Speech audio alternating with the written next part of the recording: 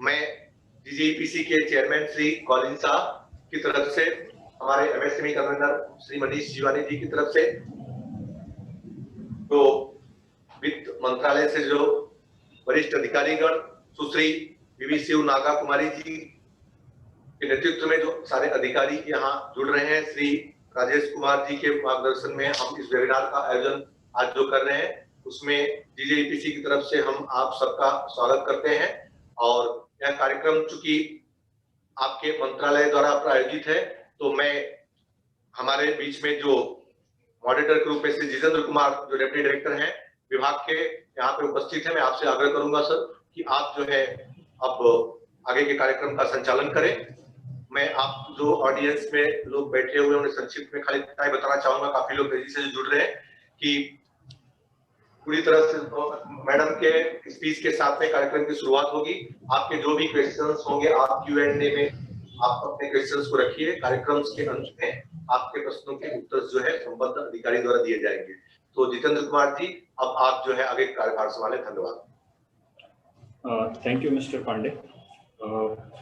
Now I begin with the introduction and welcome of today's distinguished panelists and dignitaries. Our first dignitary for today's program is Mrs. B.B. Sivanagar Kumari Madam, the Director General of DGTS CBIC New Delhi. Madam joined the department in the year 1988 at the Commissionerate of Central Excise, Hyderabad.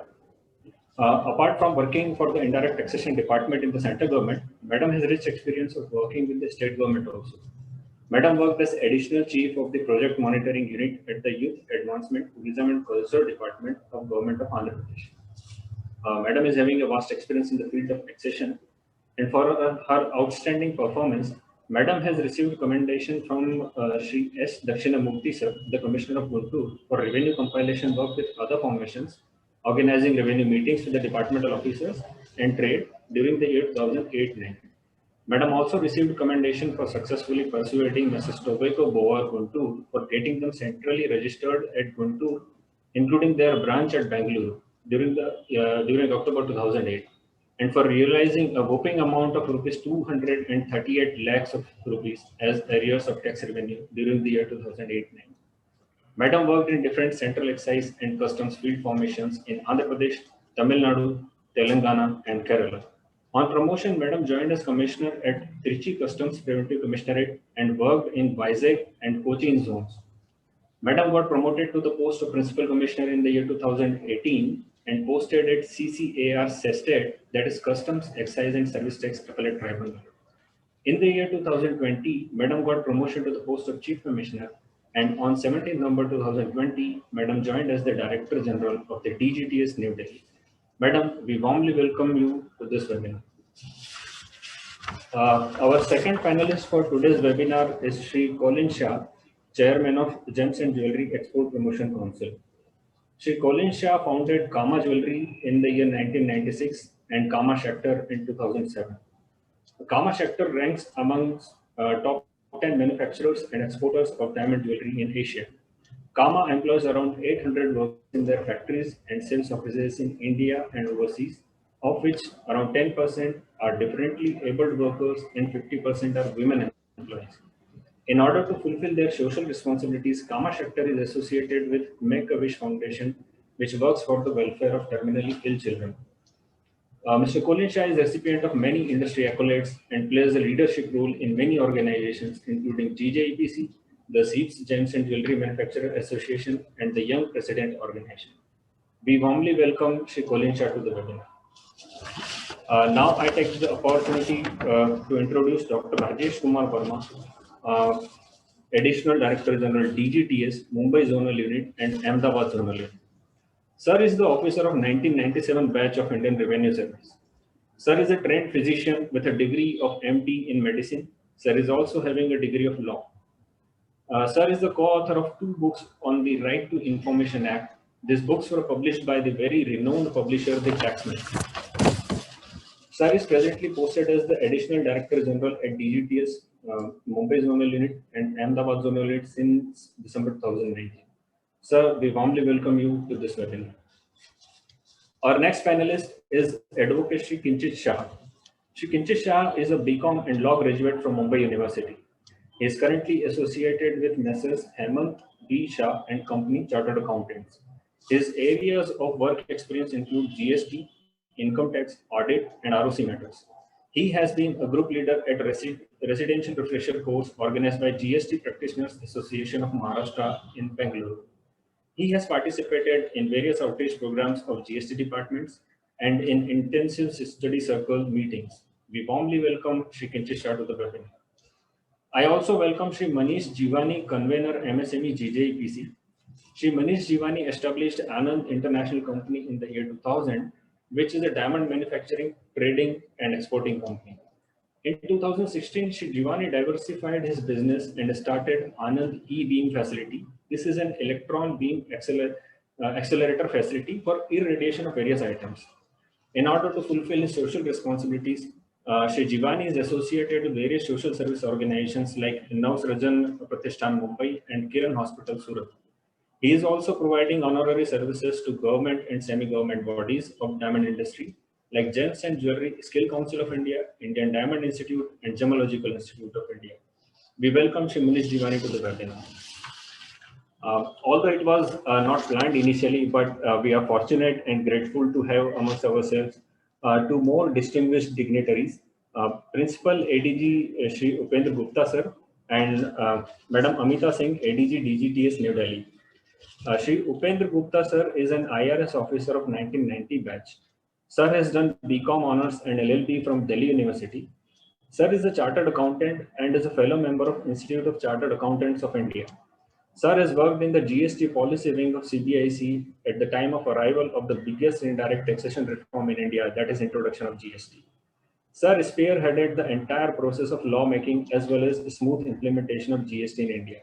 Sir is a recipient of Prime Minister's Award for Excellence in Public Administration, Presidential Award for Especially Distinguished Record of Service, and CA Achiever in Public Service Award by ICAI.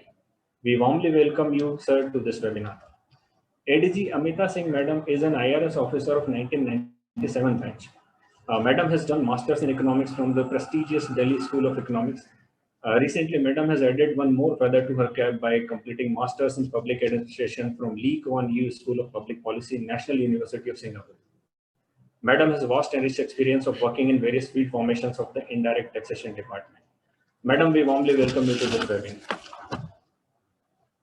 Now I request Madam B.V. Sivanaga Kumari, Director General, DGTS New Delhi, to deliver the inaugural speech. Over to you, Madam, please.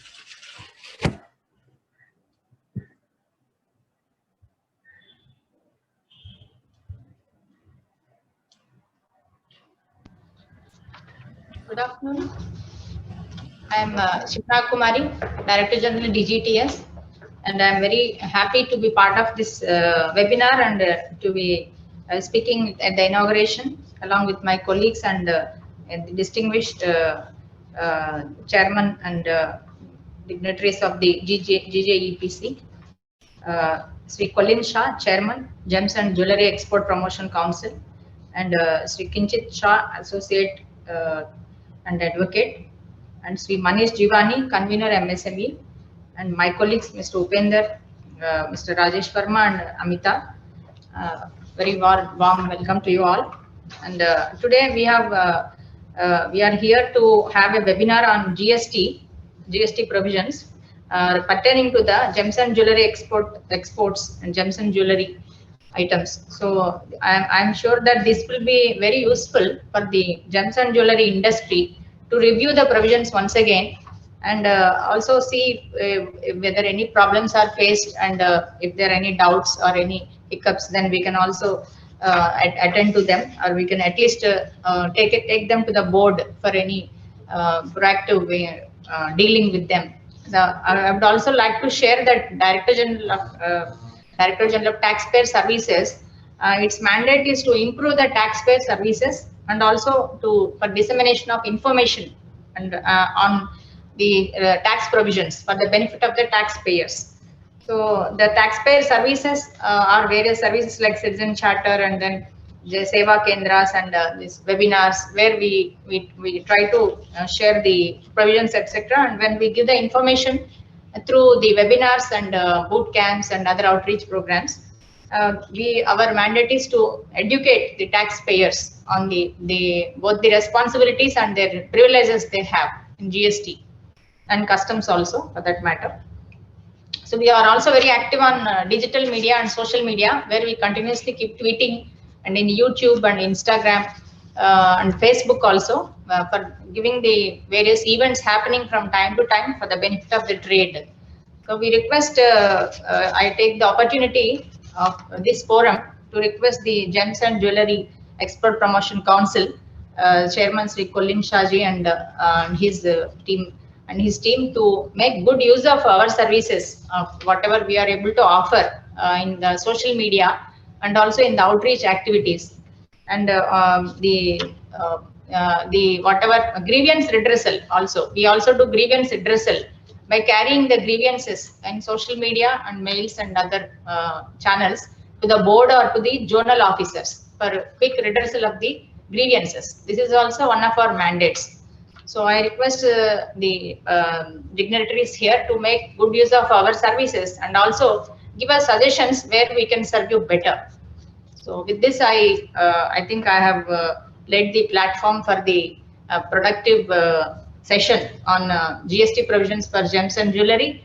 And I wish all the panelists here and the dignitaries present, I wish them all the best, and I wish good success for GJEPC for their future endeavors in association with the tax administration officers. Thank you. Thank you, madam, for your enlightening words. Now I request Sri Colin Shah, Chairman of Gems and Jewelry Export Promotion Council, to present an overview of gems and jewelry industry. Over to you, Mr. Colin Shah. Thank you, Jitanji, and thank you, Ms. Naga Kumari, for those very kind words and opening remarks. On behalf of the entire Export Promotion Council, GJEPC, our 7,000 members, we would definitely like to say that I guess looking back a few years when GST was not there, I guess it was harder to do business in India. And with GST, definitely it's been one of the, I guess, marquee reforms of, this government. And while there are, I guess, bumps along the way, but for the most part, the journeys become smoother, I would say, over a course of time. So that's happened for sure. And thank you to you and your entire department for that wonderful journey. I have a small, quick presentation, which will, I guess, make a lot of things clearer, madam, for you and your team on where we stand. So it's been 4 years, like I said, of GST. And I guess the trade and the department has done some kind of balancing act. So in terms of tax incidence for the trade, for some companies, it has reduced compared to the past, and for some it has increased. So, it's been a balance of sorts. Now, having said that, I just wanted to quickly say that as far as GJEPC is concerned, we've been working extremely closely with, I guess, the GST department. And madam, I don't know whether you and your team are aware, but over the last 3-4 years since GST has become a reality in our country, Council's done several awareness and education programs. We've, and especially our MSME panel and Manish Bhai with his team over here, he's done a record number of webinars in just the last 1 year. And even before that, we've done several awareness programs to educate our members on GST and how to go about filing their returns, input credit, various things. We've done training programs. We work with chartered accountants across the country, especially in our main centers like Mumbai, Jaipur and Surat, on how we can make it easier for our members and the department to go live with GST. We have a help desk even at Council. In all our offices, we have a dedicated help desk 24/7 actually with our call center to answer any and every query on GST as and when they come up. Representations, like I'm sure madam you're aware, we work under the aegis of the Commerce Ministry, and we've made several representations over the last few years, and I'll quickly even go through those as to what Council, with the help of the government, has been able to achieve. And of course, over the period of time, there's been a lot of changes, additions, deletions, provisions. I think all that has happened. It's a continuous process. From where we began to where we are today, it's been quite enlightening and I think a very good journey, I would say, in terms of the trade and the government. And we hope that it continues in the same spirit. So key achievements I just wanted to highlight. So one is the rate reduction that we've been able to achieve on job work services, especially when rough diamonds are converted into cut and polish diamonds. So from 5 to 1.5%, we've been able to achieve that. The rate reduction on rough diamonds, cut and polish diamonds has come from 3 to 0.25. That's been a big boost for our entire industry. There's been a lot of clarity also in the manner of conducting consignment export transactions, re-import of the same. So these have been more clarificatory of nature, but very important for our trade, because till then we did have a lot of challenges on this front. The issuance of the IGST exemption on gold imports made by nominated agencies. So this was a good big one, for our it's a very low margin business, like, the bullion business. So that helped.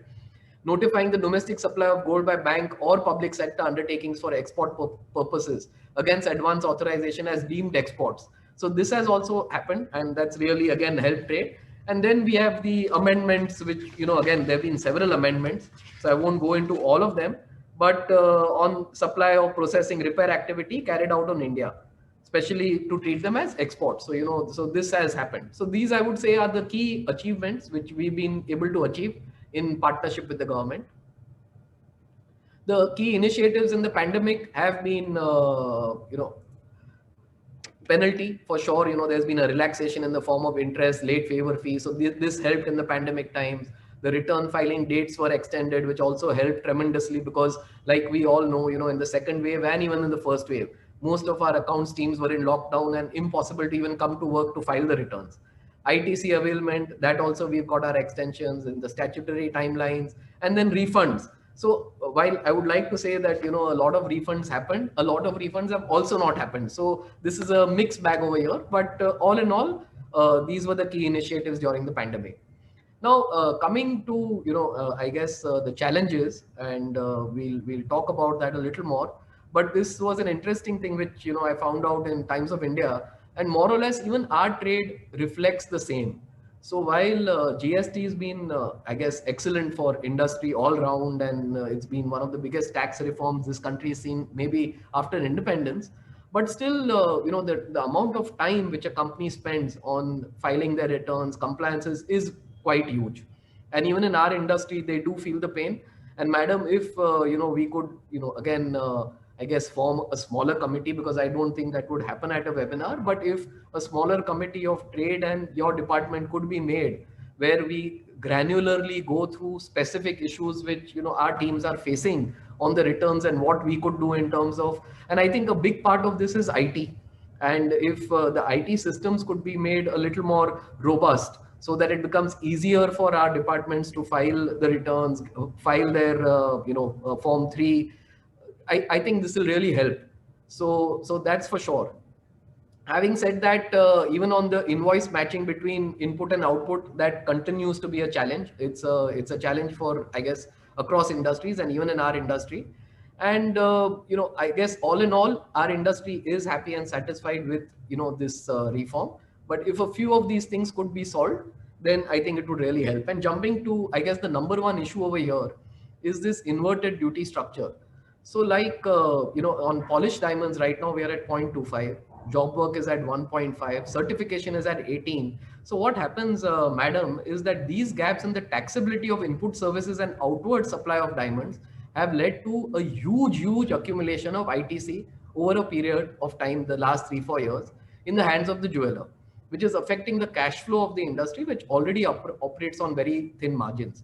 So most of the refund applications filed by entities under the gem and jewelry industry under inverted duty structure have been rejected on the grounds of ineligibility. So over here, madam, I mean, there's crores of rupees which are lying. So there are two solutions. One is that we somehow address the rate on cut and polish diamonds, so that this input credit challenge could be resolved. And secondly, if something could be done even on all the old input credit or refunds which are due, so at least even if it's a one-time settlement or something, because madam, as an industry, we estimate there's like hundreds of crores of rupees lying in this inverted credit. So this would really help. Secondly, this export valuation under Rule 89.4, and we had recently this week only even another meeting with the policy department of GST. So this is a very peculiar rule, where I must take 2 minutes over here, that 96% of actually all the diamonds we manufacture are exported. Only 4% is consumed in India. But as per this rule, we have to give a declaration that whatever we have exported and what we are claiming input credit for, that the value is between 1.5 times of what is sold domestically. Now, I would like to clarify over here that there is no, diamonds have various cuts, grades, clarity, and it is practically impossible because we don't sell those diamonds domestically. So how are we giving a declaration for something which we don't even sell domestically? And secondly is that even after giving the declaration, our members are not getting their refunds. So what we've requested department is that we understand that, this was done because a lot of people were, maybe taking false input credits or something like that. But, for say the 5 or 10 people who are doing this falsely, we have 7,000 members who are suffering on this every day. So they don't get their refund and, it's rejected. So we've been asking department actually to come out with a suitable clarification on this particular note. Over here, one more point is the rate of certification on grading surfaces. So right now there is a 18% GST, which is, so diamonds, like madam, are all certified either with GI, IGI or several other labs. There is a 18% GST which is levied on this, and due to the corresponding lower rate on cut and polished diamonds, this is a constant issue.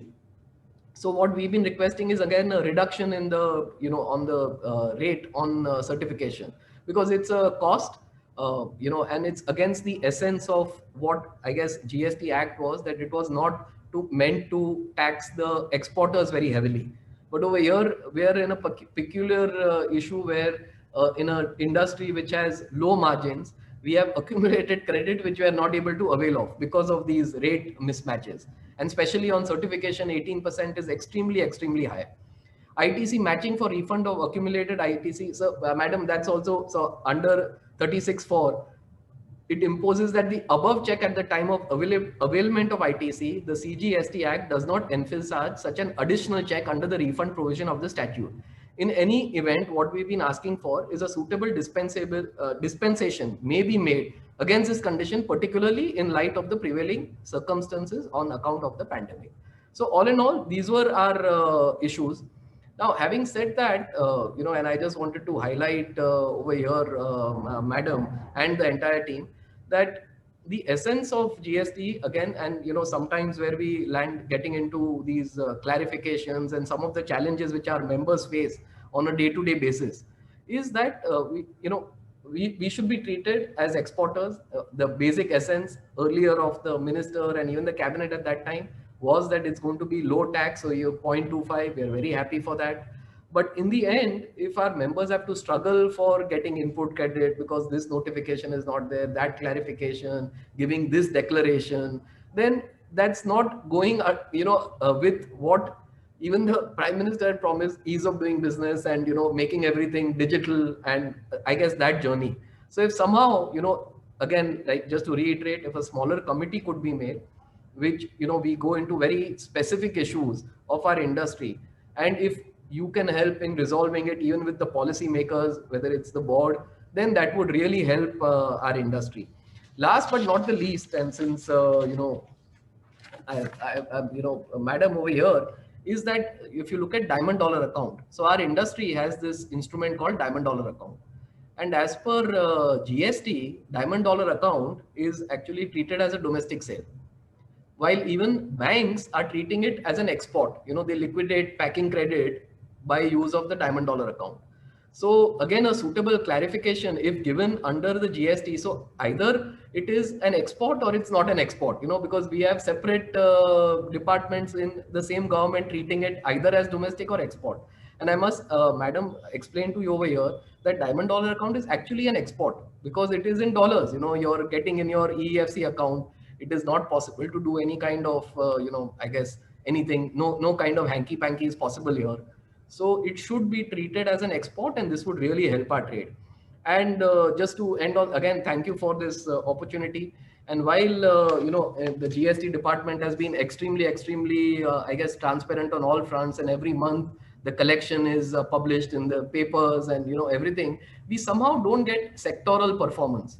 So while we're getting state, center, I think it would really help our industry, and especially being the apex body of this industry, if we could get a sector-wise performance at gems and jewelry. This is the GST collected, and the input credit which is also lying.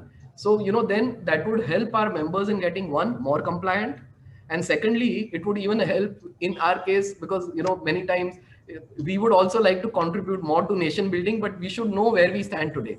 So right now it's not that. So if you could help with getting sectoral status, at least to the council, this would really help. So again, thank you for this opportunity, and thank you everyone for your time. Thank you. Thank you, Mr. Kolinsha, for this extensive overview of the gems and jewelry industry. Here I request the participants that if they have any queries, they can put it in the Q&A section. We will take up the queries and questions the panelists after the completion of the presentations. Now I request Dr. Rajesh Kumar Verma, ADG DGTS, Mumbai Zonal Unit and Ahmedabad Zonal Unit, to make a presentation on the GST provisions for the gems and jewelry sector. Over to you, sir. Thank you, Jiten, and thank you, Mr. Kolinsha, and thank you, GJEPC, for having invited us here.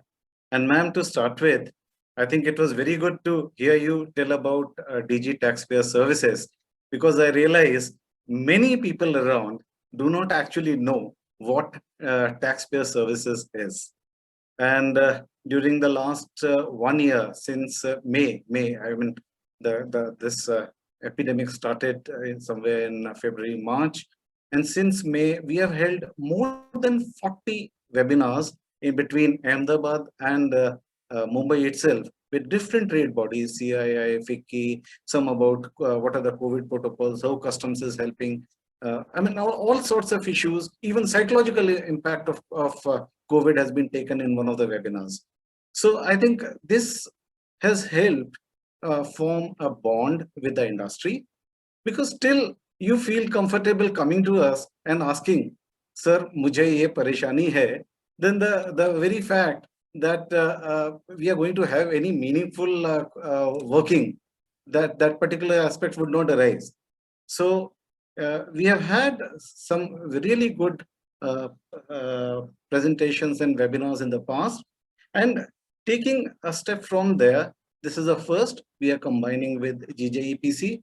I recall long back, in Jaipur, when I was working as Assistant Commissioner at Sambhav Gems, we used to interact very regularly with the jewelers of Jaipur, and it has left a bond. And I feel good to be reconnected here in Mumbai. And ma'am, apart from what you said, thank you, Mr. Kolinsha, for making a very, very effective presentation of all the challenges being faced. I wish it was after the presentation which we had. That would have been really good. Now, coming to my part, gems and jewelry. The moment we hear this term, gems and jewelry, the first visual which comes to our mind is that of colors. I mean, that's what comes to me. All the colored and semi-precious and semi-precious stones, the art, the beauty of it. I mean, it's not restricted to females alone, but males also. They have all become beauty conscious. In any occasion, any important occasion in the family, the first thing a lady wants to, and even a male wants to dress up with, is jewelry. So jewelry plays a very important role in our traditions. And as one of my friends, he used to jokingly say, I want to look my bestest. Forget the grammar. He wanted to look his best, and jewelry were the means of achieving that. And with this, we go on to the actual presentation. There could be a lot of issues which could be taken up. Here, today I'll be briefly talking about the pre and the post GST aspects, how GST has progressed. Refunds, since it's a major issue, I thought we should look into it with some detail, touching aspects of job work, exhibitions, duty drawbacks, and reference to some circulars. That's what I'm trying to cover in this presentation. If you look into the pre and post GST, excise duty rates, the state VAT rates, well, the state VAT rates varied. And in the gems and jewelry, that has been made taxable at 3% now. whereas unfinished semi-precious and precious stones at 2.5%. But if we couple it with the seamless flow of ITC, the multiplicity of taxes which one had to face earlier, the uniformity across the states, and the cascading effect of different taxes, we find that post GST, it has been a very great benefit for this particular sector, as also agreed by Mr. Colin Shah. If you look into the current rates, I mean, the rough and unworked diamonds, it's 0.25%. Of course, in most of these stones and jewelry, the chapter heading remains 71. The polished, the rate differs slightly. And in case of pearls, jewelry, golden jewelry or silver articles, it becomes 3%. Job work, it is 5%. And repairing all those labor charges, it becomes 18%. This primarily tells us about what the current rates are.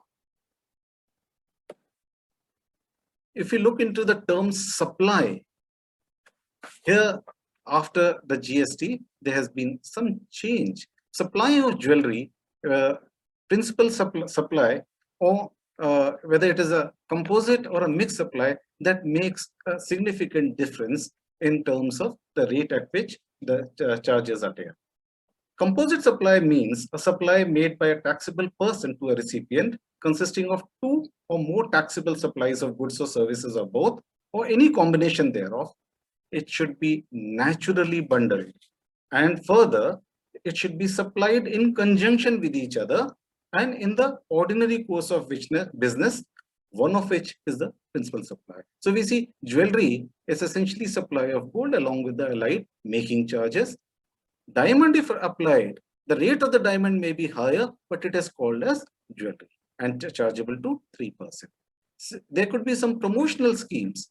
A car or a watch may be offered along with the jewelry, but here that becomes a sort of mixed supply. Mixed supply means two or more individual supplies of goods or services or any combination thereof made in conjunction with each other by a taxable person for a single price, where such supply does not constitute a composite supply.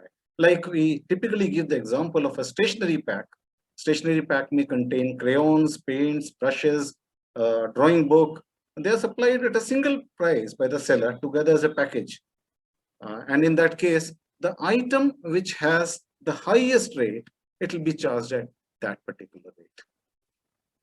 If we talk about the job work, the CGST Act defines job work to mean any treatment or process undertaken by a person on goods belonging to another registered person.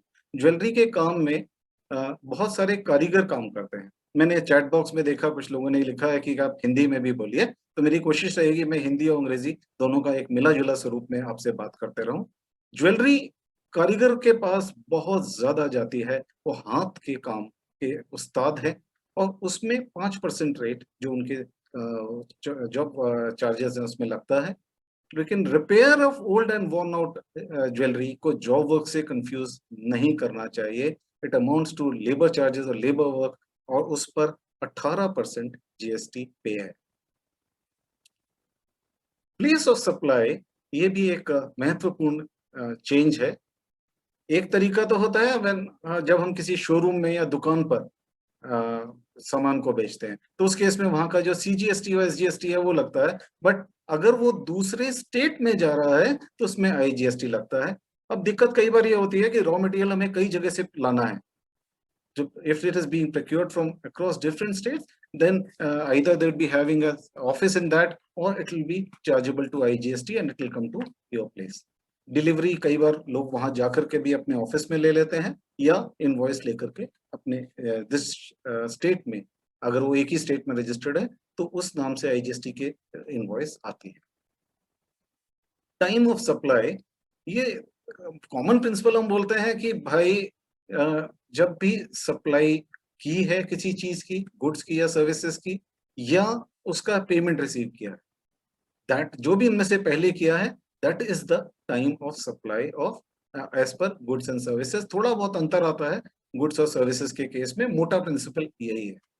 इसमें एक सवाल कई बार लोगों ने मेरे से यहाँ पूछा था इससे पहले कि भाई अगर मैं एक सेलर है, शॉपकीपर, वो 11 महीने लोगों से इंस्टॉलमेंट्स, एडवांस इंस्टॉलमेंट्स लेता है और 12वें महीने की इंस्टॉलमेंट वो खुद पे करता है, then he fills an invoice, makes an invoice and supplies the good. तो क्या पहले 11 महीने में भी उसको एडवांस जीएसटी पे करना है? नहीं, स्पेस में एक नोटिफिकेशन है जिसने इस चीज से एग्जम्पशन दिया है। जब फाइनल टैक्स इनवॉइस आती है, गुड सप्लाई होते हैं, तभी जीएसटी पेएबल है। GST is payable only at the time of supply of goods, not in the case of receipt of advance here in this by virtue of this particular notification, but ऐसा कोई benefit services के case में नहीं है। Reverse charge mechanism एक और महत्वपूर्ण चीज है जो हम लोगों को जाननी चाहिए। कई बार हमारे कई साथी रिवर्स चार्ज मैकेनिज्म को न जाने बिना इसमें कोई गलती कर सकते हैं। सपोजिंग कोई व्यक्ति आपके पास, कोई गृहिणी आपके पास में होम मेकर एक अपना हार आकर के बेचती है, तो उस केस में ये रिवर्स चार्ज एप्लीकेबल नहीं होगा। लेकिन आपका रजिस्टर्ड डीलर आपके पास में आता है विद ओल्ड गोल्ड ज्वेलरी, तो उस केस में रिवर्स चार्ज पेएबल है, बिकॉज जो गृहिणी है उसको, उसके लिए ये इसका बिजनेस नहीं है। आपका जो रजिस्टर्ड सप्लायर है उसका ये मेन काम ही है। तो इसके साथ ही मैं एक सवाल आप लोगों से पूछता हूं, इफ एन अनरजिस्टर्ड डीलर आपका अगर कोई है, वो गोल्ड ऑर्नामेंट सेल करता है, तो what will be the situation of taxes here? इसका जवाब हम लोग आखिर में लेंगे। प्री एंड पोस्ट जीएसटी की हम बात करते हैं, आरसीएम की, रिपीट हो गया slide. Pre and post GST की अगर हम बात करते हैं, तो there are many services for which you might be liable to pay the taxes under RCM. This may or may not be in your case. I'm just trying to list a few services which many of you might be using, like goods transport agency, advocate or a firm, arbitral tribunal. So आपने कोई services sponsor की, कोई director of a company or a body corporate, या कोई security services आपने hire की, इसमें RCM payable है reverse charge mechanism से। Now from here, if we go on to special economic zones, ये बहुत ही महत्वपूर्ण है हम लोगों के लिए, क्योंकि बहुत सारी यूनिट्स स्पेशल इकोनॉमिक जोन में लोकेटेड हैं। तो इसमें स्पेशल इकोनॉमिक जोन से जो भी डोमेस्टिक टैरिफ एरिया में सप्लाई है, it is interstate transaction. Section मैंने दिया है 7 subsection 5 of IGST act, and further as per SEZ act it is import of goods as per section 30। तो in case importer is getting domestic tariff area में रहने वाला कोई आदमी अगर SEZ से परचेज करता है, then he has to file a bill of entry and has also to pay the basic customs duty and as well as the IGST, and he is eligible for the input tax credit on the IGST paid. E-way bill is a very good way of keeping checks on evasion of duties, but in case of gems and jewelry sector, a very peculiar problem is, किसी आदमी ने अंगूठे में एक उंगली में सिर्फ एक अंगूठी पहनी है, it might cost 5 lakh rupees. Normally e-way bill 50,000 रुपए से ऊपर के लिए बनाना लाजिमी है, but here what happens is, if a person is moving with even 4-5 अंगूठी और नंबर ऑफ चेन्स और बेल्ट में, जैसे कई बार हमारे कुछ ज्वेलर्स अपने साथ में कैरी कर लेते हैं सामान को, द वैल्यू ऑफ गुड्स में be very high. So there is a exemption for natural or cultural pearls, precious or semi-precious stones, precious metals clad with precious with any particular stones, any jewelry, any utensils, articles, they would be exempted from e-way bill. Input tax credit का seamless flow has been one of the major achievements of ITC, of GST. और जब भी आप ITC inputs या capital goods या packaging material पर लेते हैं, by virtue of section 17 subsection 5, you must possess the tax documents, the goods must be received, the returns must be filed properly, and the invoice payment to be made in 180 days. And if depreciation is claimed on the tax component, then ITC is not permissible. So in case where the final product is taxable at a rate lower than the inputs, तो जो accumulation की बात कुलिन शाह साहब ने की थी, वो दिक्कत आती है. So I'm leaving this trivia. We directly go on to the export of gems and jewelry sector.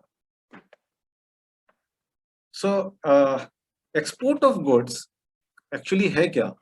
So export of goods as per section 2, subsection 5, it means taking out of India to a place outside India.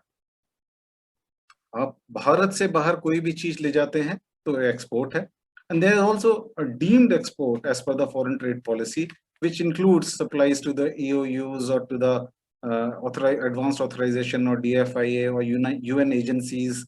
And there are lots of lists mentioned which are covered under the deemed exports. So under the GST law, exports are treated as if there is an interstate supply as IGST is chargeable. So interstate supply under GST and IGST is chargeable on the exports. And where zero rated supply means export of goods or services or both, or supply of goods or services or both to a SEZ developer or a SEZ unit.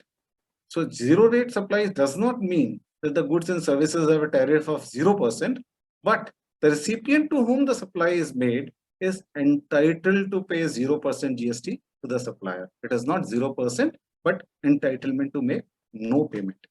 So that means that input tax credit will not be available in case of supplies that have a 0% rate of tax. However, this qualification does not apply to zero rated supplies covered under this section. Coming to refunds, refund process is online and hassle free. ये एक again GST system का सबसे बड़ा advantage रहा है.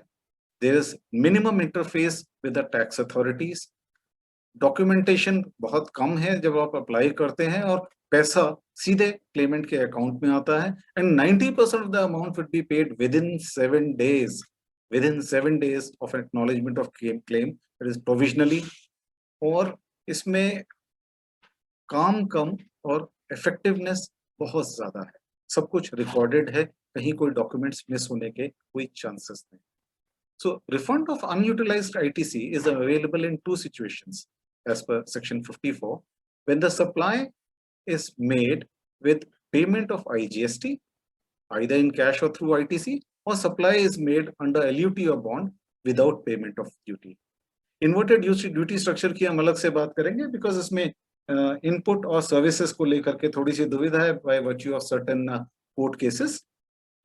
The section 54(3) of CGST Act provides for refund of any unutilized ITCT of inputs and input services at the end of any tax period. Tax period मतलब जिस period के बाद में आप tax अपनी returns file करते हैं, which is ordinarily 1 month.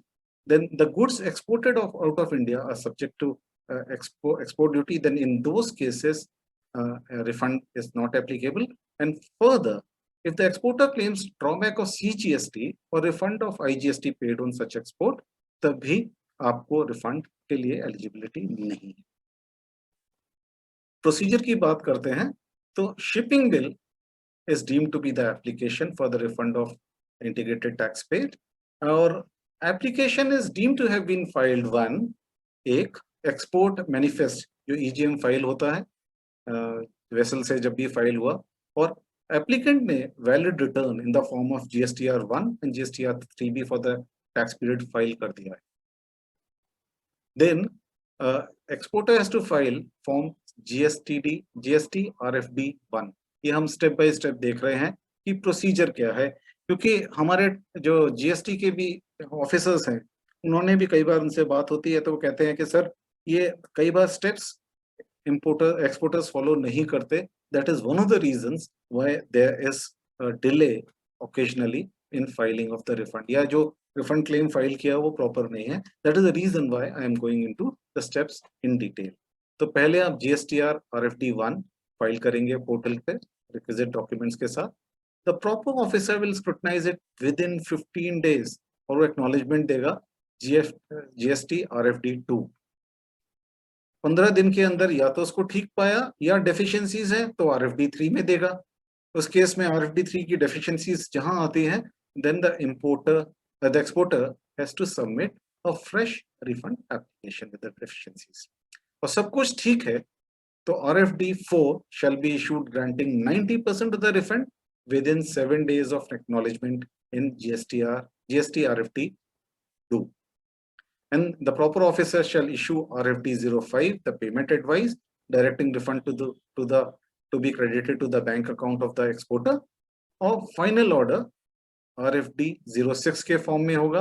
और अगर कोई अमाउंट, जैसे सपोज एक्सपोर्टर ने 100 रुपए मांगे, उन्होंने 95 रुपए सही पाए, तो 5 रुपए क्यों है जो अमाउंट रिजेक्टेड है, उसके लिए RFD 07 इशू होगा।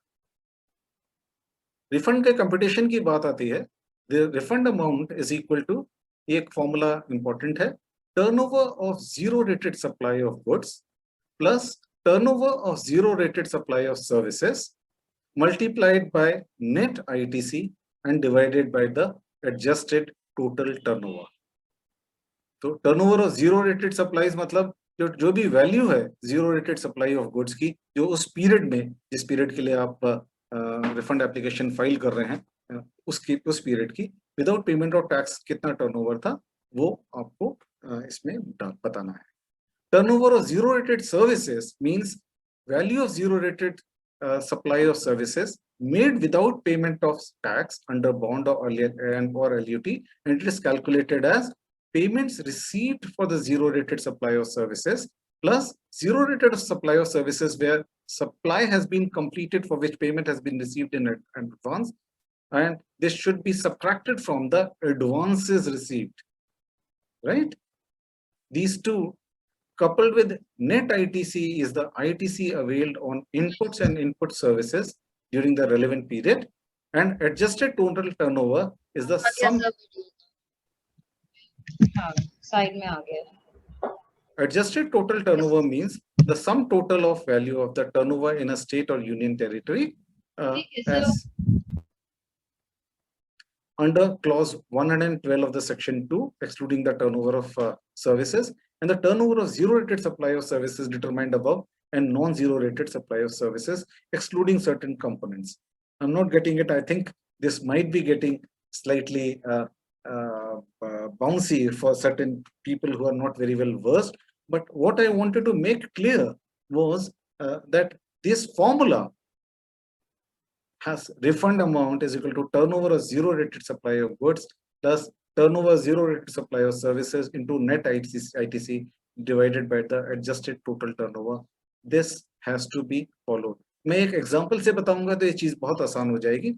सपोज आप एक सप्लायर हैं जो एक टाइप के गुड बनाते हैं और जो डोमेस्टिक मार्केट में भी दे रहे हैं, ओवरसीज में भी, और आपने जून महीने के लिए अभी रिफंड क्लेम आप फाइल कर रहे हैं, आपका नेट एडमिसिबल ITC अगर 270 रुपए है और आपने लोकल जो माल बेचा, हर यूनिट की कीमत अगर 200 रुपए थी और 5 यूनिट्स आपने लोकल मार्केट में दी, यानी 1000 रुपए, तो टर्नओवर आपका लोकल 1000 रुपए। एक्सपोर्ट में आपने वो माल 350 रुपए का एक बेचा और number of unit supplied is 5, यानी 1750 में बेचा। सो यहाँ पर 1750 टर्नओवर नहीं लिया जाएगा, ये 1500 लिया जाएगा, क्योंकि जो मैक्सिमम परमिसिबल वैल्यू है वो 1.5 टाइम्स ही है, जिसके बारे में कॉलिन शाह साहब ने भी जिक्र किया था कि सर इस इशू को आगे लेना चाहिए।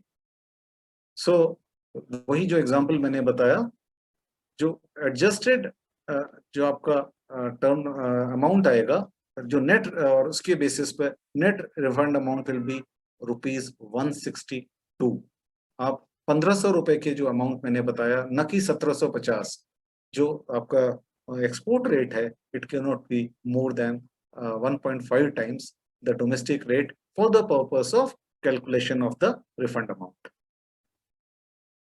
सो ये चेंज आया था नोटिफिकेशन नंबर 16 ऑफ 2020, जिसमें रूल 89(4) के C में एक चेंज किया गया था कि the valuation should be restricted to 1.5 times, 1.5 गुना से ज्यादा जो अगर सिमिलर गुड्स हमने डोमेस्टिक सप्लाई किया है, ये सिर्फ डिक्लेरेशन के बेसिस पर आपके अलाउ कर देते हैं। अब सवाल आता है एक जॉब वर्क का।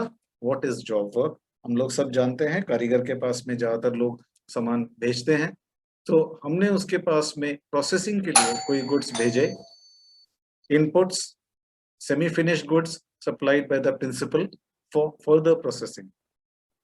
जो जो ट्रीटमेंट कोई भी देता है, any treatment of processor undertaken by a person on goods belonging to another registered person, that is job work. Job work is supposed to be the job worker is not the owner of the goods. He is expected to work on the goods sent by the principal. और क्योंकि कोई भी jeweller सारा 100% काम usually अपने level पे नहीं करता, कुछ ना कुछ काम बाहर करना ही पड़ता है उसको।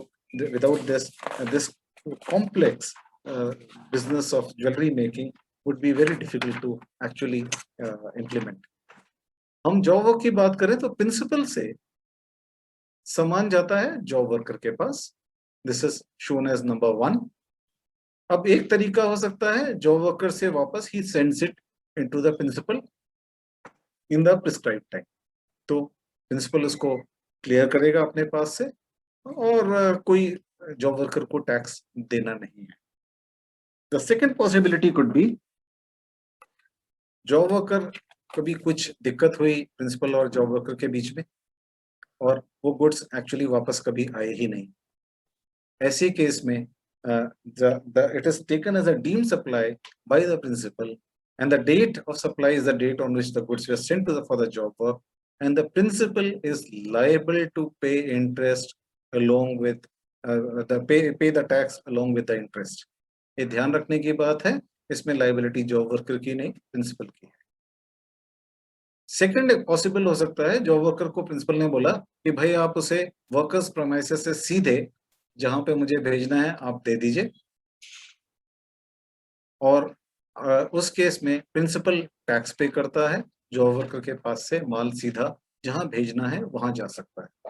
और जो हमने पहली स्थिति ली थी कि प्रिंसिपल के पास सामान वापस आ गया, प्रिंसिपल उसे सप्लाई कर सकता है to wherever he wants to sell, तो उस केस में प्रिंसिपल की अपनी लायबिलिटी रहेगी। एक्सपोर्ट के केस में इन सारे केसेस में कोई भी टैक्स लायबल नहीं है।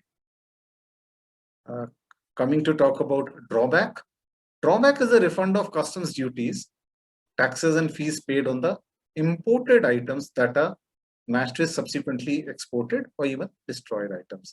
गोल्ड के ऊपर ड्रॉबैक अमाउंट बढ़ता गया है, आज की तारीख में 431.1 per gram है, whereas on silver it is 4,105 rupees 60 पैसे per kg. तो ड्रॉबैक हमारे एक्सपोर्टर्स के लिए एक अच्छा संबल है, सपोर्ट है for competing effectively in the export market. हमारे साथियों को कई बार एग्जीबिशन के चीजों को लेकर के बहुत क्लैरिटी नहीं होती, या होती है तो थोड़ा घबराते हैं कि माल लेके एग्जीबिशंस में कैसे जाएंगे। I would like to clarify that goods या तो आप शोरूम से ले जा सकते हैं या आपकी दुकान जो भी है वहां से, डिलीवरी चालान या अप्रूवल बेसिस पे। और सपोज अगर वहां पर जाकर के एग्जीबिशन में आपको कोई सामान आपका बिकता है तो the sale, the place of sale will be and the time of sale, अगर आप एग्जीबिशन की उधर से बेच देते हैं तो वो पर्टिकुलर स्टेट होगा। आपके पास हो सकता है वो स्टेट का रजिस्ट्रेशन आप नहीं हो, तो it is better immediately to get yourself registered as a casual tax payer. आप थोड़े समय के लिए रजिस्ट्रेशन ले लीजिए। अगर आपका उस पर्टिकुलर जगह पर ऑफिस है तो बहुत ही अच्छा है, नहीं तो CTP जो कैजुअल टैक्स पेयर का रजिस्ट्रेशन है, that will solve your purpose for issuing all the legal paperwork and the invoices and other paperwork. If the exhibition is outside the country, then those jewelry or goods are to be taken on approval basis and duty has to be paid before the dispatch of the goods. यहाँ कई बार दिक्कत आती है जब सामान लेके जाते हैं उसमें से कुछ बिका कुछ नहीं बिका, तो वापस आकर के how to establish the identity of the goods, that becomes a sometimes a difficult issue. उसमें कुछ स्टेप्स हमारे ले जाने के समय अगर हम देंगे तो उसमें ये दिक्कतें नहीं होती। इनवॉइस बहुत डिटेल बनानी पड़ेगी इस केस में। हम सर्कुलर्स की बात करें तो para 54 of the master circular, ये 125 एक ये notification 16 2020 का जिसकी हमने पहले बात की, circular number 135 of 2021 जो refunds के बारे में बात करता है, circular 147 of 2021 जिसमें कई extension दिया, relaxation की बात की, वो और जो मैंने आपसे सवाल पूछा था, if an unregistered dealer of gold ornament sells his to a registered supplier, will be taxable in the RCM? No, unregistered के केस में notification से कुछ particular exemption दिया है. I would like to come towards the end of my presentation. COVID के समय में इस sector को, like many other sectors, दिक्कतें रही हैं. And Mr. Colin Shah also talked about some, and DG ma'am talked about how our good officers can be taken care of for dealing with the difficulties faced by the trade. हमारे customs विभाग पूरे समय में 24/7 काम करता रहा है, and अभी 1 जुलाई को GST डे के समय हमारे डिपार्टमेंट चेयरमैन साहब ने श्रद्धांजलि उन हमारे सारे साथियों को दी जिनकी इस कोरोना काल में जिनकी असमय मृत्यु हो गई. हमारे विभाग की तरफ से श्रद्धांजलि थी. मैं ये कहना चाहता हूं कि जीएसटी और कस्टम्स विभाग पूरे समय लगातार काम करते रहे. We had special drives for refund and drawback. We had taken up faceless customs to next level by making more procedural improvements. Clearance of customs COVID related goods का हम लोगों ने प्रायोरिटी पे लिया. तो ये सारे स्टेप्स डिपार्टमेंट की तरफ से रहे. And I know like many other sectors, James and jewellery sector भी ग्लोबल इकोनॉमिक स्लोडाउन से अछूता नहीं रहा है.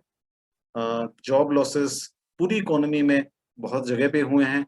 तो ऐसे में लोग एसेंशियल्स पे कई बार फोकस करने लगते हैं, लेकिन साथ में ये भी होता है कई बार लोग सेविंग्स के लिए गोल्ड की तरफ देखने लगते हैं. तो जो वर्कर्स है उनका मूवमेंट है, it has been adversely affected because of COVID. Certain retail chains, they have closed down.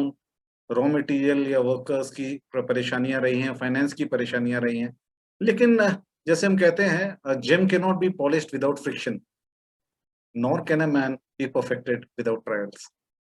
तो ये समय ऐसा है जिसको चैलेंजिंग टाइम लेकर के लोगों ने नए नए तरीके इजाद किए हैं. जैसे हम लोगों ने वेबिनार शुरू किए, even the GJEPC and many other jewelers, they have resorted to web-based sale, and it has helped their sales. They have diversified. I think new and important different line of thinking has to be devised to deal with a situation like this. With this, I would like to come towards the end of my presentation, and good thank you. And maybe we'll take up all the questions towards after my other colleague also makes the presentation. Thank you. Back to you, Jitendra. Thank you, sir, for such an elaborate, extensive and in-depth presentation. Now I request Advocate Shri Kinchit Shah to make his presentation on today's topic of the webinar. Over to you, Mr. Kinchit Shah. Yes, sir.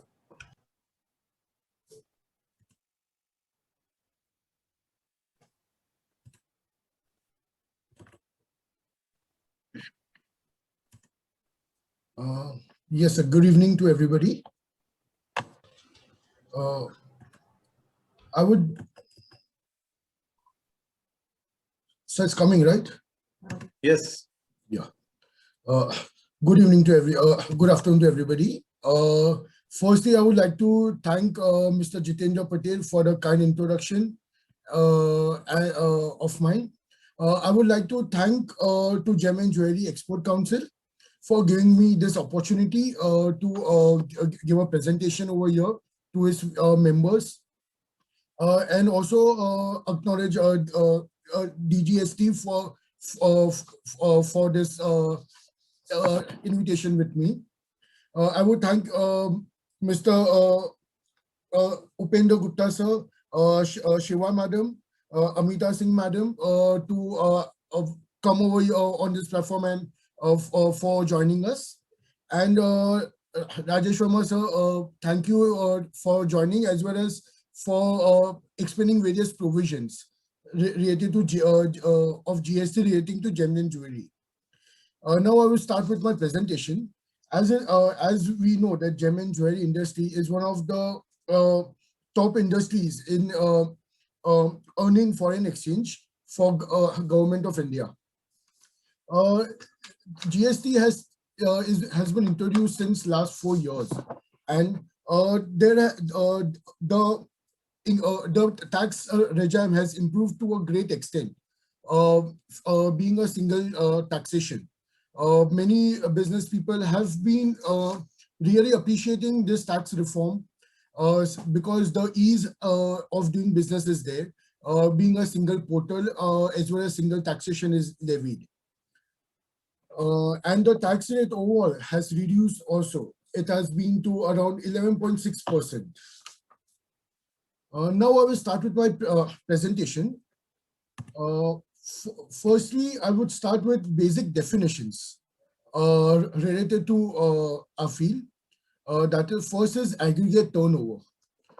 Aggregate turnover, as is defined, which means aggregate value of all taxable supplies, exempt supplies, export of goods or services, or both, and interstate supplies made by the person having same permanent account number, that is PAN number, to be computed on all India basis. Basically, aggregate turnover is to be taken as your PAN India turnover. Like if suppose you have various offices in various states, then the entire turnover we have to add up from all the branches, and the total turnover which we get is known as the aggregate turnover. Now consideration. Consideration relates to the supply of goods or services involving any payment made or to be made, whether money or kind. Monetary value of any act of forbearance, whether or not voluntarily. Because consideration is the value which you are paying for the supply you are taking or you are giving for the goods or the services. And consideration can be in money as well as in kind. Kind basically would be in a sense when there's a barter system which takes place. Now, definition of supply. Supply includes all form of supply of goods or services such as sale, transfer, barter, exchange, lease, rental, or lease or disposal made or agreed to be made for a consideration to a person in the course of business, and also includes import of services for a consideration, whether or not any course of business. Supply would be basically whatever services or goods you give or you take. That is known as supply. For any consideration, it may be. It may be free of cost also, but it would amount to supply as per GST law. Now, what is outward supply? Outward supply refers to the supply of goods or services, whether by sale, transfer, barter, exchange, lease, rental, or disposal, or any other means made or agreed to be made during business. Basically, outward supply is when a person is selling maybe taxable goods or exempt goods. So the person selling the goods or supplying the goods or service is that thing is known as outward supply. Inward supply refers to the recipient of the goods or services, whether by purchase or acquisition, or by barter or transfer, or by any other means, with or without any consideration. If me being a advocate giving a consultancy service, so in my case, the service which I am providing is an outward supply. But the client of mine who is a beneficiary or who is taking the service, for him, the service is known as an inward supply. Now, zero-rated supply. As per Section 16 of IGST Act 2017, means supply of any goods or services, including export of goods or services of both, or supply of goods or services of both to a special economic zone developer or a special economic zone unit. Basically, zero-rated supply is generally the exports which the person makes or the taxpayer makes. It may be to out of India or to the SEZ unit or developer. Since SEZ unit and SEZ developers has a special as a territory marked as a especially for export, so it's a separate place. Now, exempt supply. Exempt supply means supply of goods or services and that of non-taxable supply, and includes such supply of goods and or services that attract zero rated of tax, or that may be exempted from tax per section 11. In this case, there are many goods which are exempted as per the notification, or some are as per the annexures also as per the Act. So such goods are included in this exempt supply. Now, interstate supply. Interstate supply of goods or services means the supply of goods or services within the state of within the same state. Like if you are in Maharashtra and you are selling the goods in Maharashtra itself, then it is known as interstate supply. Interstate supply of goods or services means the supply of goods or services outside the state. Like if suppose you are dealing with a different state, or like suppose you are right now you are in Maharashtra and you are selling goods to Gujarat, then this transaction would be known as interstate supply. Since there are two states involved, and in such a case, IGST would be levied, and in intrastate local tax, that is CGST and SGST is to be levied. Then mixed supply. Mixed supply means two or more individual supplies of goods or services made together by a taxable person for a single price, where such supply does not form a part of a composite supply. Basically, mixed supply is when there are two or three goods which are combined and sold as a single package. We can give an example, I would say, is of a gift basket which we give, maybe during any function or anything we take. So that time there are different items which are included in one basket. Like there may be sweets, there may be fruits, there may be juices, there may be any other items also. So, but that is sold with a single price, the entire basket. So that is known as a mixed supply. In composite supply means a supply consisting of two or more goods or services which are naturally bundled and provided together, being one principal supply. Composite supply means, like in this case, example, a necklace which is sold, which contains pearls, which contains stones, colored stones, which contains diamond. So in such a case, when the necklace is sold entire, it is made up of different things, like the gold is there, there are diamonds, everything. So, but that is you cannot sell the necklace in a different pieces, like the diamond separately, the gold separately, which is but it has to be combined. So this is known as a composite supply. Now, job work. As sir already discussed earlier, that job work is just a treatment basically for process to be made on the goods belonging to another person. Now, fixed establishment. It is a place other than the place of the business that has sufficient degree of performance and a suitable structure regarding human and technical resources as to supply, receive, or use services for its own. Basically, this is for your business. This is a establishment or a place where the business is to be conducted or is being conducted by the taxpayer. Now, goods refers to all types of movable property, including actionable claim, crops, grass, and things attached to the land that are agreed to be served before supply or under a contract of supply. But it excludes securities and money. Now I will come upon to the next topic, that is registration. I know most of the people over here are registered with the GST, but still I would like to take upon this thing because still many people have a confusion about it. So every person shall be liable to be registered under this act in the state or union territory other than the special categories from where he makes a taxable supply of goods or services, or both if the aggregate turnover in a financial year exceeds 20 lakh rupees. The basic amount as per the act is given that if any person crosses the limit of 20 lakh rupees, then he is to be registered. And this 20 lakh rupees can be being in any state. It's pan India. Now, provided that such persons make taxable supplies of goods or services, both from any of the special category states, he shall be liable to be registered if aggregate turnover in a financial year exceeds 10 lakh rupees.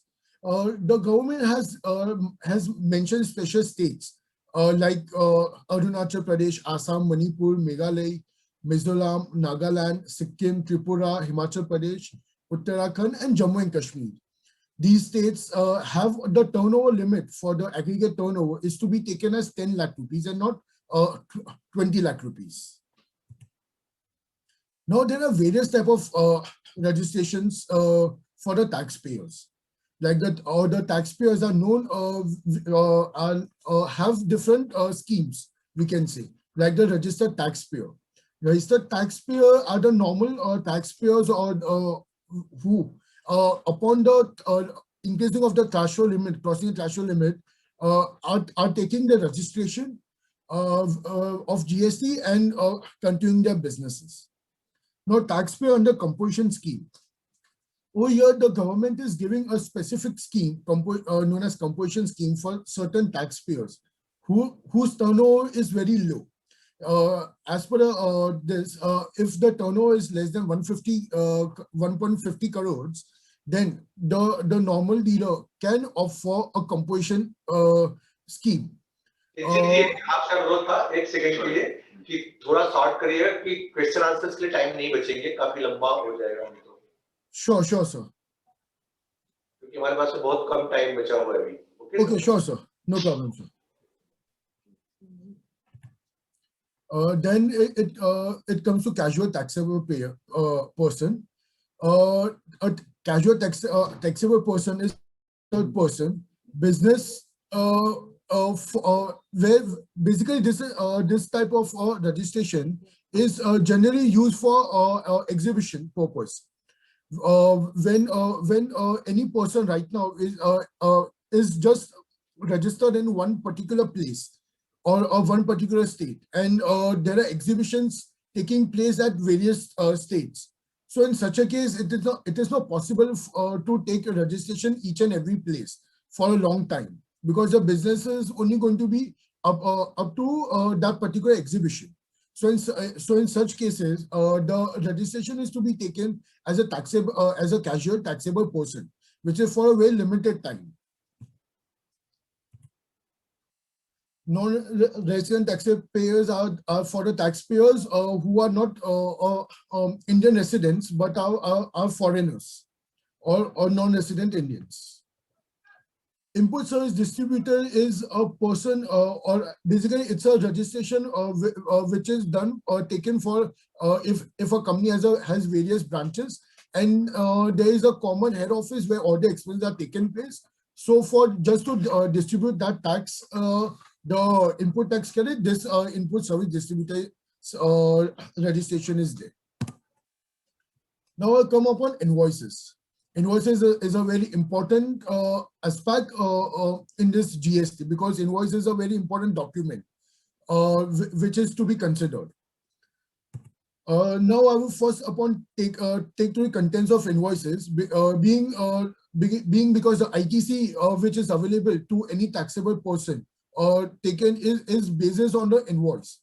If the invoice is not proper, then there are chances that the ITC would not be availed by the service receiver. So the basic things of an invoice are the name, the GST number and everything is required. The CL number you have to mention, date, address of the recipient as well as the किंचित जी option किंचित जी मैं दोबारा interview कर रहा हूँ, आप please जब stop करें क्योंकि क्वेश्चन आंसर के टाइम नहीं बच रहा है. सॉरी. ओके सर, तो सर मैं बेसिक ले लूं वैल्यूएशन और वो सब की. नहीं सर, अभी आप क्वेश्चन आंसर पे आइए क्योंकि टाइम बहुत शॉर्ट है हमारे पास में, अब इससे ज्यादा नहीं कर सकते हैं. Okay sir.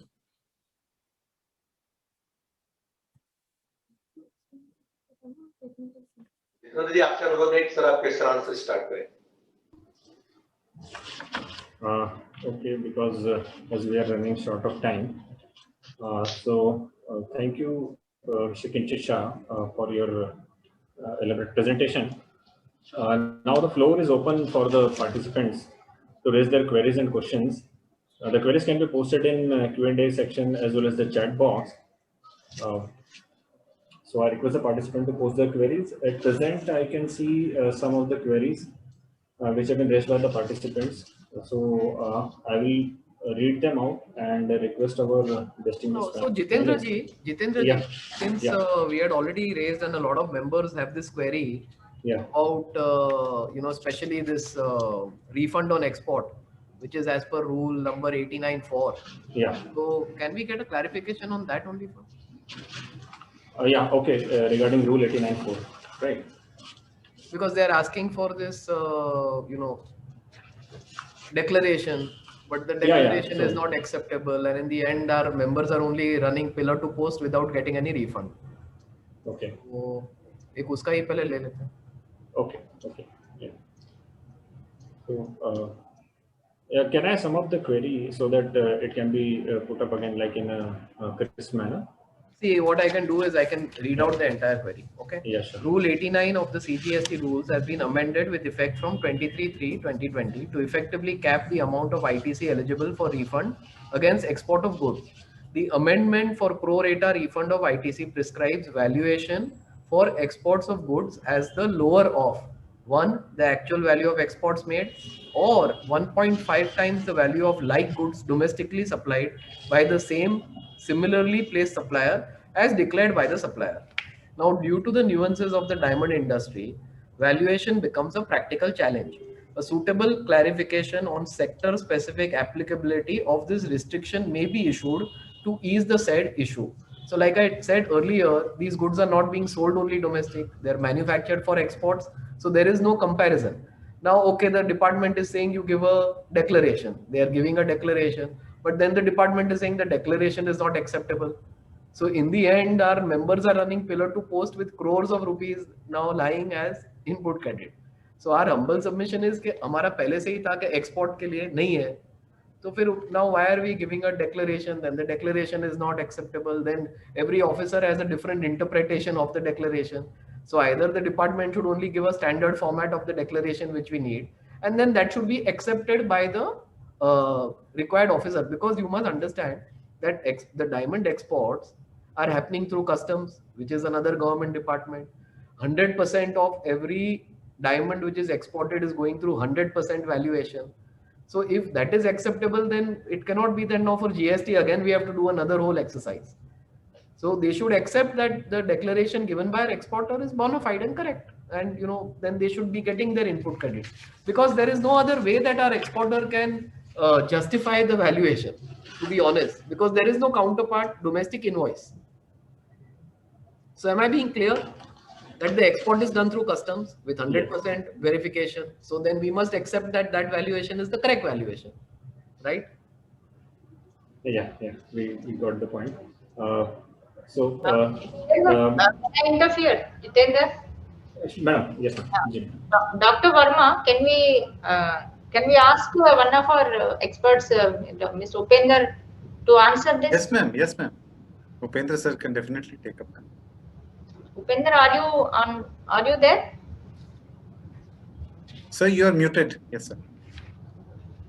So, as I understand from the query is that because there are no corresponding domestic supplies, then how to give the declaration of 1.5 times of the similar supply in the domestic market?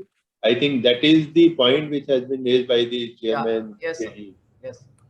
Right. So, and then he is also saying that the value has been declared in customs that can be accepted. So actually, you yourself in your presentation have said that there are certain unscrupulous exporters who are declaring overvaluing the exports, and that is why this has come up. But you have a genuine point that because there are no domestic supplies, how to declare what will be the 1.5 times of the value. So I would request that this point has to be raised with the policy wing of the board, that keeping in view the peculiar circumstances of this industry, because saying similar exports in this industry is itself a very difficult proposition, because the size, the type, the color, and so many things which are involved in particularly in diamonds side, is a difficult thing. So there ought to be some kind of clarification issued on this. So one way is that you submit your representation to us, we will send it to board for consideration, or you can submit directly to the policy wing, they can take it up, because then once the clarification is to be issued, it has to be examined by the law committee, and then it will go to the council, and thereafter only the circular can be issued. That is the process which is being followed in the GST. So you submit your representation saying all the problems and peculiar circumstances of this industry, so that it can be taken up in the right form. I think this is all I can say at this stage. Okay, Upendra ji, just to clarify over here, we have already given representation several times. Okay. So, I mean, now we are hoping that you can help us expedite the clarification, maybe. So if you can share the copy, yeah, we can of share a copy. presentation, We can share a copy. Through our DG office, we will definitely take it with the. We can share a copy. We can share a copy. Thank you. Okay. Sir, then secondly, Jitendra ji, is this rate of certification and grading services. So again, yes, it is lying with the policy section. We've represented several times. I'm happy to, again, give a copy to even your department. If there is. As far as rates is concerned, this is taken up by the Fitment committee through TRU. Yeah. So I hope you have given this representation not to the policy wing but to the TRU. Yeah, and you would have read in the newspaper that in the 43rd meeting of the council, there was a agenda item for rationalization of GST rates, which was not taken up and deferred because it was primarily for, deciding the rates on COVID-related items, and the meeting had happened almost after a gap of 9 months. So probably I really do not know. That point must have been taken, but definitely you give, and then we'll send it to TR. Okay. Sir, another thing is this clarification, Upendra ji, on the diamond dollar account. Diamond dollar account, I have heard in your presentation, I have not fully understood what the problem is.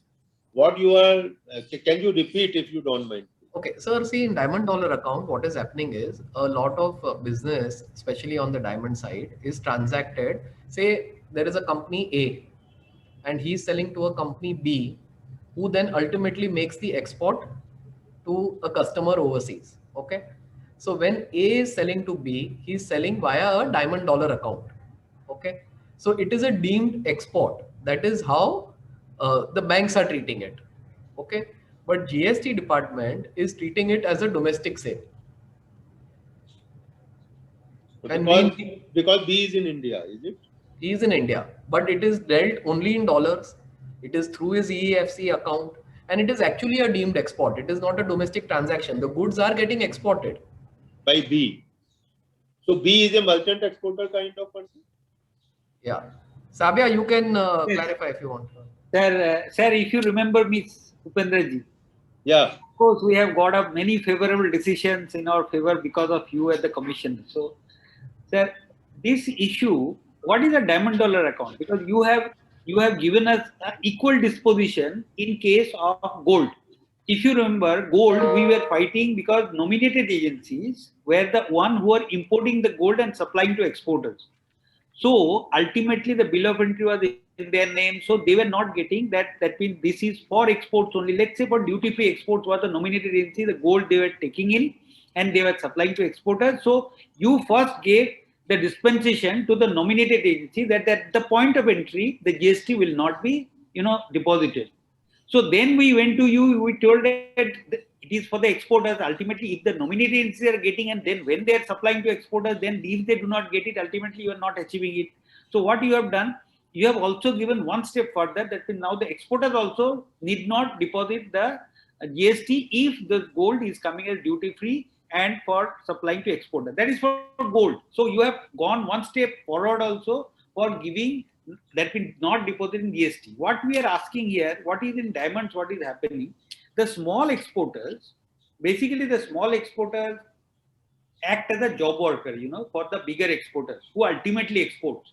So what happens? The larger exporter, because the small manufacturer does not have a access to those rough diamonds directly from abroad. So what the bigger exporters do, they import the rough diamonds, and then because then if suppose they import it and then they supply, but they are not interested to sell in India, so they do not want to transfer this thing into Indian rupee. So this long time back, the Indian government came out with this idea of diamond dollar account. So they take this diamond in their name and the transaction happen in dollars.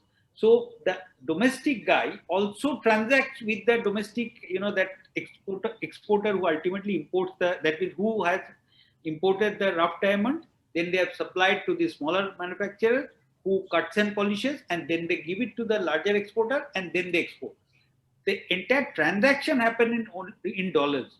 So what we are telling, that the small manufacturers who are manufacturing this only for export, because they cannot do anything other than export, because the whole transaction is happening in dollars. So that should be also given the equal advantage as an exporter in terms of GST. So GST should have the definition same like how income tax is treating it. Income tax is treating it as a deemed export. So customs is treating it like a deemed export. Banks are treating it like a deemed export. So if GST also treats it like a deemed export, it will help our industry.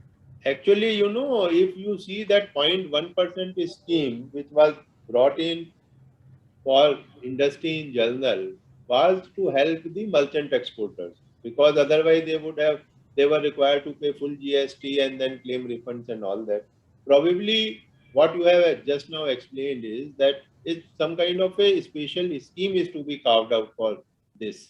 Yes. So again, have you submitted? If you have submitted, I am sure you must have submitted. Yeah, we have submitted. We'll give you a copy. So I would request again to do this, and then we'll take up with the policy wing. That is what I can say. Oh, fine. Sir, just one thing before we, sign off with these questions. Now, I think that GST Council is not very prone to giving, any special dispensation on any sectors, especially to the diamond sectors. You understand that when it started, we got a very favorable regime of GST, taxation in terms of diamond sector. This it's beyond the point, but I'm just telling you. So still we'll be moving it as a diamond sector, sir. I will not be able to comment what the intention of the council is, but you would have noticed that over a period of time, why this rigidity has come. I think I will leave at that. Okay. Madam, just one last thing is, and since you all are giving, I guess, countrywide GST data, if possible, could we get sector specific, at least to our gems and jewelry sector, so that makes it easier for us to, talk to our members, push for more collection. I mean, all kinds of things. So if that is possible. Ma'am, do I respond to this? Yeah, please. See, the point why the sector specific data is not there, because of the non-submission of HSN codes in the returns. See, your invoices are coming. Only recently the HSN codes have been made compulsory. So in the absence of HSN code in the returns, and when I say HSN code wise data, you would have seen that in GSTR1 there was a summary table of HSN codes, right? And then in 3B there was no such information HSN code wise. So therefore, to give, even policy making was becoming difficult in the absence of the HSN code data, because we do not know which sector is doing what in the absence of that data. So recently the HSN code has been made compulsory, although there was a lot of hue and cry that this giving HSN code is a difficult proposition and things like that. But somehow now it has been made compulsory. So maybe after a little while, maybe some couple of months or more than that down the line, we would start having the sector specific data also. So at that stage, probably this request can be looked into. So, Today the so data, by the time we do the next webinar, we'll have data. I am not saying that. I am not saying that. I am telling you the difficulty, and that you will appreciate that you were not submitting the HSN. Yeah, agree. So I hope all the members of your organization would start submitting the data as required. That will help, because ultimately the data is not manufactured, it comes from the suppliers. The SSE has to do it. Yeah. And why there is a import and export data, sector specific? Because in the bill of entry and shipping bill, the HSN is compulsory. And if you will see, the import data is more authentic, because bill of entry may, you have to do assessments and all. And on the export side, that problem is there. People are submitting or casual HSN codes and things like that. But the things are improving, and I hope that with the HSN data being made compulsory on the GST side, now the sector specific data will be able to compile that. Okay, fine. Okay. So Jitendra ji, over to you. Yeah, thank you, sir. Now I will take up the questions, some of the questions which have been put in the chat box also. The one question is that if at a sell point, we are handing over goods to a dealer of any other state, should we charge IGST since he has a registration of another state, or CGST and SGST since the place of supply and delivery is in the same state? So for this question, I would request Mr. Kinchit Shah, can he respond to the query, please? Yes, sir. So as per the provisions of place of supply, the dealer has to charge him IGST. Since the dealer has to keep on record some type of proof also, if possible, that the goods are actually being traveled or are being destined to the other state. Because since the goods are going to be traveling from one state to another, so the person who is coming to purchase, obviously being this precious and costly items, generally the persons themselves go and check the goods, whatever they are buying, maybe the gold or diamond or stones, anything, and they generally take the delivery by themselves and take it to their place, whichever state they may be. So in such state, in cases, it is advisable for the suppliers to give them to charge them IGST only, because since the goods are going to the place of the supply is going to be terminated at different state. That way. Okay, thank you, Mr. Kinchit Shah. I hope the reply is clarifying the query. May I? Sir, please. May I add to what Mr. Shah has said? There is a lot of confusion on this aspect among the taxpayers, among the tax authorities also, and there is a tendency to say that it is an intrastate supply when the goods are handed over. Suppose I am in Surat, I go to Bombay, and I give my registration number also. So obviously, I intend to take the goods from Bombay to Surat, from Maharashtra to Gujarat. So there is a tendency that because the goods have been handed over in Bombay, so it should be intrastate supply. If that happens, CGST, SGST is charged, and the dealer in Surat will not be able to avail the ITC unless the IGST has been paid. So therefore, the relevant section is Section 10, subsection 1, clause B of the IGST Act. That should be quoted by the taxpayers to avail or to charge IGST as Mr. Shah has explained. Thank you, sir. Thank you.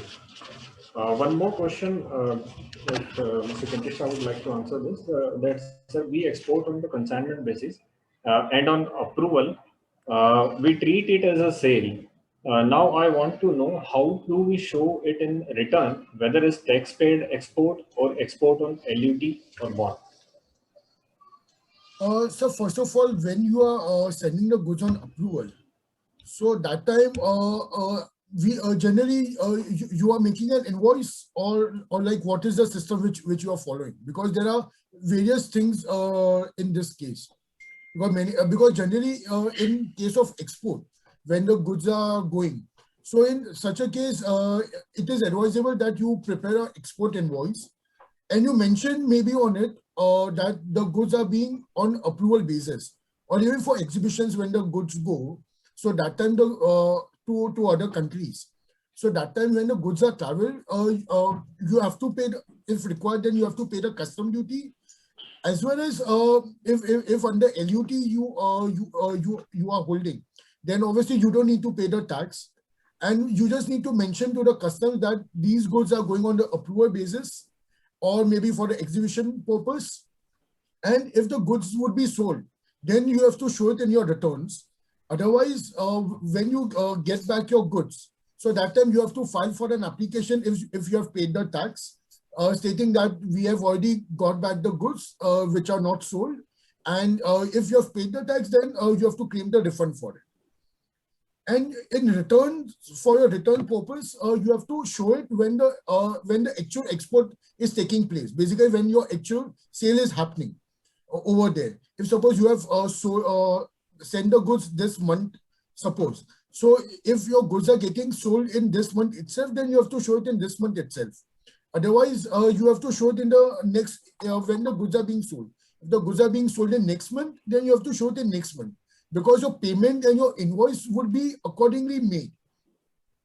Because you will be making an invoice to the customer of next month, the payment cycle, and also you will be getting next month, or if you have on a credit period, then your cycle would also start from next month itself.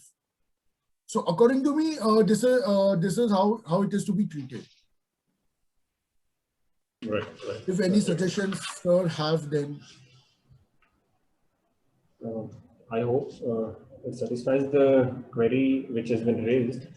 One more query which is there in the Q&A section is that GST rates on polished diamonds should be raised to 1 or 1.5%, else working capital of manufacturers will be eroded heavily, since there is no mechanism for the refund of ITC. I think it is more of a, yes. not a question, but a suggestion. There's nothing to actually answer on that. It's a policy decision. And if all the members of GJEPC, they want it, they can make up a representation. Usually, almost all industries call for reduction in duty. It's nice to see somebody asking for an enhancement in duty. I think nothing to answer per se. True, sir. Thank you, sir. One more query is that a job worker sends tax invoice without GST bill. Is it applicable or not? Mr. Kintisha, would you like to respond? Yes. So in such a case, if the job worker is a small entity or a small person whose turnover is not exceeding 20 lakh of rupees, like as per the GST provisions, then in such a case, it is possible that he would be making an invoice, but be to the party or to a manufacturer. But since he is not registered with GST, so GST won't be applicable in such cases. Okay. Yeah. So I think we have already exceeded our time limit of 5. With this, we sum up our question and answer session. I thank the distinguished panelists for satisfactorily answering the queries of the participants. Now I request Sri Manish Jivani, convener MSME GJEPC, to extend the vote of thanks. Thank you very much, Jitendra जी.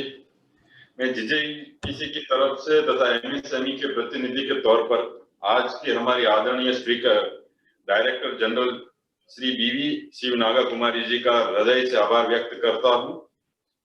मैं श्री उपेंद्र गुप्ता जी का आभारी हूं, उन्होंने अल्प सूचना पर वो उपस्थित हुए।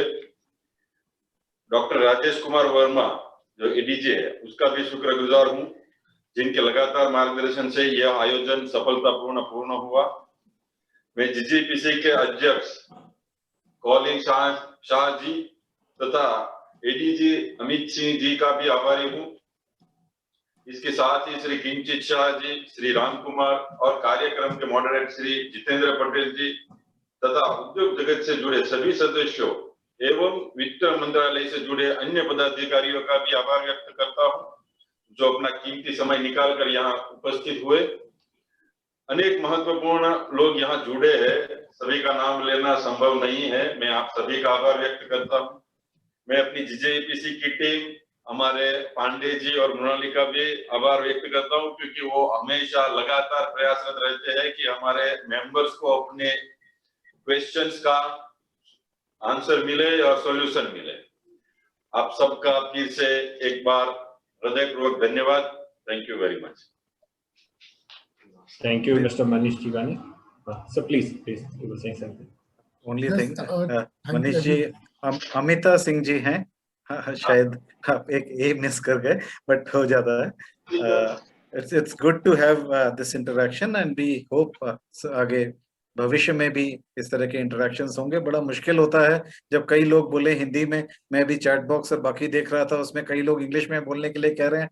It becomes I can speak in both the languages. That's not difficult for me, but to come around and to fulfill the wishes of everyone around, that may not be possible. So maybe in future we'll have to stick more to English. There were more demands of English. And yes, Jiten, you may please continue. And with the permission of ma'am, I think we can end the session. Thank you, sir. Thank you so much. Thank you, DG madam, Principal ADG sir, ADG sir, ADG madam, and the team of GJPC for their support in successful completion and organization of this webinar. Now, with the permission of DG madam and ADG sir, shall we conclude the session? Yeah, you can close. Thank you, ma'am. Thank you, sir. Thank you. Thank you very much. Thank you.